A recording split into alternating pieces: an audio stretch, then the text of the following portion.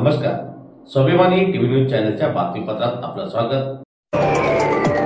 अतिवृष्टीग्रस्त म्हणून शिरपूर तालुका घोषित करा. शिरपूर फस्ट संघटनेचे तहसीलदारांना निवेदन. शिरपूर तालुक्यातील अनेक भागात झालेल्या अतिवृष्टीमुळे शेतकऱ्यांच्या शेतीमालाचे मोठ्या प्रमाणात नुकसान झालेले आहे. दरम्यान शेतीत झालेल्या नुकसानीमुळे शिरपूर तालुक्यातील शेतकरी संकटात सापडलेला असून शेतकऱ्यांची कर्जमाफी करून शिरपूर तालुका हा अतिवृष्टीग्रस्त घोषित करावा अशी मागणी शिरपूर फर्स्ट या सामाजिक संघटनेने केलेली असून त्या मागणीसाठी आज रोजी शिरपूर तहसीलदारांना संघटनेच्या पदाधिकाऱ्यांच्या वतीने निवेदन सादर करण्यात आले.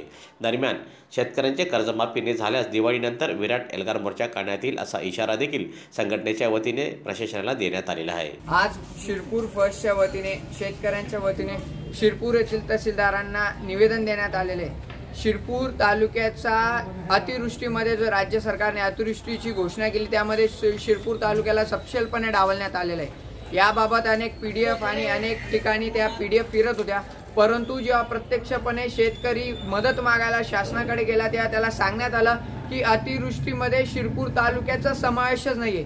तर त्यासाठी या शिरपूर तालुक्यातील शेतकऱ्यांच्या वतीने आम्ही प्रातिनिधिक स्वरूपामध्ये निवेदन दिलेलं आहे की इतर तालुक्यांप्रमाणे ज्या तालुक्यांचा ज्या जिल्ह्यांचा अतिवृष्टीमध्ये समावेश आहे त्याच पद्धतीने शिरपूर तालुक्यातील अनेक शेतकऱ्यांचे पीक मोठ्या प्रमाणावरती उद्ध्वस्त झाले आहे. तराडी, कुरगडी, भाटपुरा या भागामध्ये मोठ्या प्रमाणावरती पिकाचं नुकसान झालेलं आहे. तालुक्यात एका आठवड्यामध्ये 2 शेतकऱ्यांनी एकाने गडफास लावून तर दुसऱ्याने औषध प्राशन करून आत्महत्या केलेले, त्यांच्या परिवारावरती मोठं संकट कोसळलेलं आहे.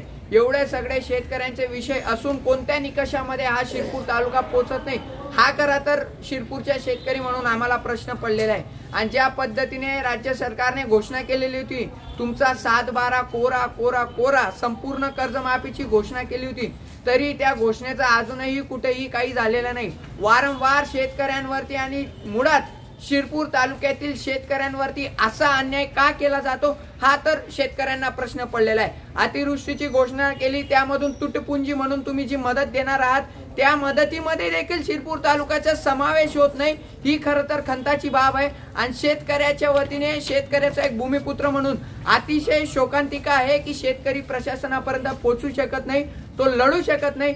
पण शेतकऱ्यांनी आता तरी लढलं पाहिजे, आता तरी बोललं पाहिजे, ही आमची भूमिका आहे. आणि प्रातिनिधिक स्वरूपामध्ये जे जागृत शेतकरी मधून तालुक्यामधून होते त्यांनी मिळून आम्ही तहसीलदारांना निवेदन दिलेलं आहे. आणि येत्या काळामध्ये जर का याच्यावरती ठोस निर्णय करण्यात आला नाही तर या सरकारची आणि प्रशासनाची दिवाळी आम्ही चांगली जाऊ देणार नाही.